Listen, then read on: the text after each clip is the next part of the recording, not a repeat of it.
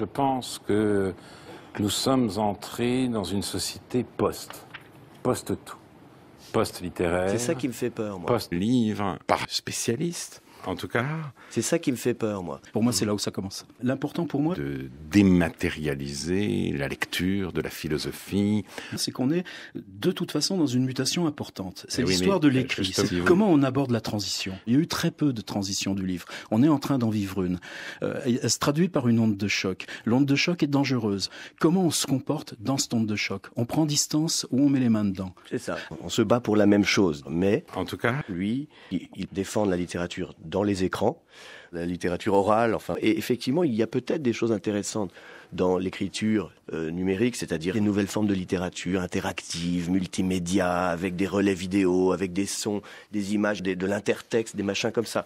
Mais moi, quand j'étais un peu plus petit, dans la maison de mon grand-père, je m'asseyais dans un vieux fauteuil, il avait une bibliothèque, on choisissait un livre relié avec, je ne sais pas moi, on prenait un Balzac, on prenait son temps, on s'installait. Le seul bruit qu'il y avait, c'était le bruit de l'horloge. C'était un peu angoissant, mais au moins on avait Ouais, une simplement, espèce c'est pas de ma faute silence. si l'horloge est devenue digitale. C'est là où il y a un problème.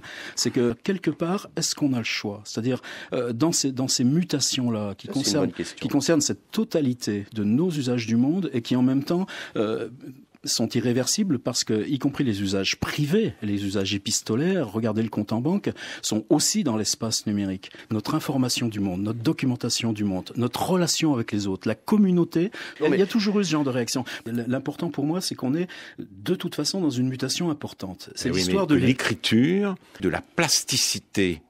De l'histoire de l'écriture. Comment on aborde la transition? Il y a eu très peu de transition du livre. On est en train d'en vivre une.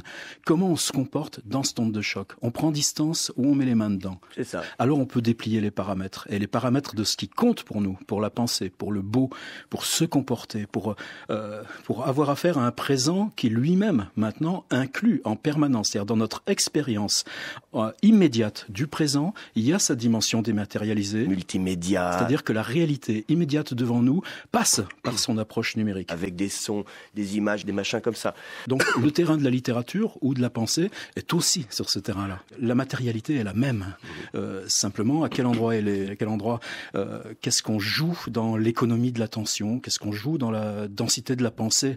Pour moi, c'est là où ça commence. Moi, je vous crois. Ces apax que sont tous ces types singuliers qui écrivent des trucs sur le web, imprévus, inouïs. Multimédia, avec des vidéos, avec des sons. Aujourd'hui, ils n'ont plus de place dans la production du système industriel. Moi, je vous crois. Et ça s'exerce sur le web parce que là, précisément, sont déjà nos usages et parce que là, sont déjà tous ces types singuliers qui écrivent des trucs imprévus, inouïs, dans ce regard ou dans cette lecture du monde. Et y compris ça, c'est avec le même truc de force et de tension. Pour moi, c'est là où ça commence. Pour moi, la littérature, elle est là. Elle est déjà sur ce terrain-là. C'est l'avenir.